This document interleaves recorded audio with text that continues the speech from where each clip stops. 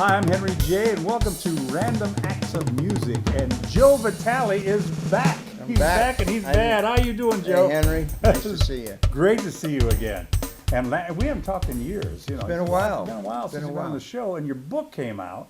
Yeah. It's still selling good? Yeah, we're doing good. Awesome. We're doing Because good that's like the first thing I wanted to talk to you about. There was a couple stories I really liked. First of all, before we get to that, kind of give the viewers a roundup of who you've worked with. You know. Oh, my. I know. I see. You don't need to remember them all. You know, just a few different ones. Well, out of the whole bar scene, Yeah. the clubs and bar scene, Ted Nugent scooped me out of the bar scene. Now, how did that come about? Well, he was looking for a new band. He came down into Kent. I was living in Kent. Mm-hmm. And there was a lot of work up in Kent back then, and a lot of clubs and a lot of bands, James Gang, and you know, Phil Keggy and the Glass Harp. Everybody was playing in Kent, so a lot of places to work. So I was playing in a bar band up there, and he came into town. And we didn't even know he came into town. It's hard to miss, I guess.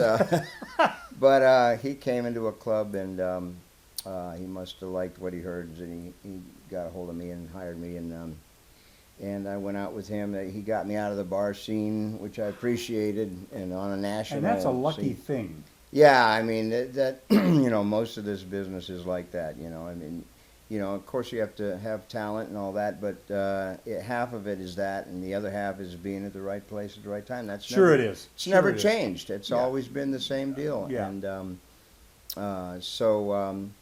I went out and toured with him for a while nationally, and ran into Joe Walsh on the road, and we had talked then, and then we started putting that together, and did a whole bunch of stuff with Joe, and then went over to Neil Young and Stephen Stills and Crosby, Stills, Nash, and all that.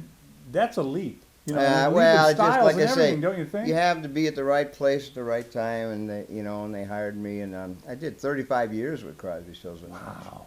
And also within there, when they were taking a break, I went off, and Joe brought me into the Eagles, and that was a great gig, and I'll never forget that time. And did some Peter Frampton stuff, and wow. you know, different. Yeah, I didn't know that. Yeah, a lot of different people. Danny Fogelberg, I did a lot of work with Dan, and miss him a lot. He's the leader of the band. Great I love guy, that song. great artist, and so you come full circle. Now I'm back with Joe. We've been touring all year with Bad Company.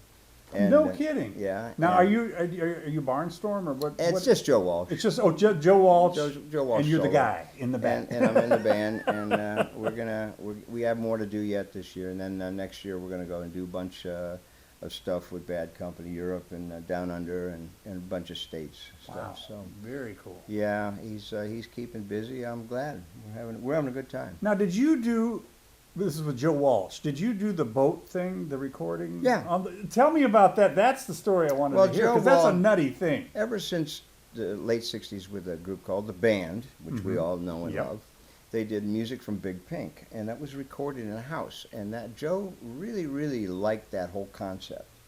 And he always wanted to do that, although his engineers and producers hated the idea, because they want a studio where it's traditional, window room microphones, and Joe didn't want to do that. He wanted to try it. So we did several remote kind of records, but the one you're talking about was a record called "But Seriously, Folks," I remember which that. had "Life's Been Good" on it. Right.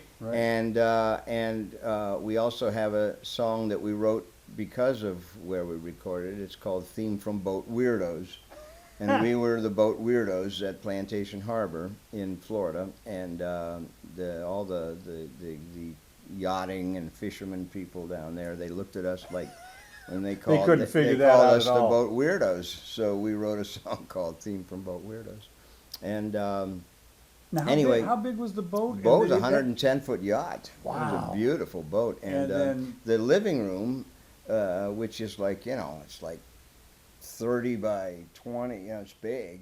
That was our recording room, and then every boat has a back.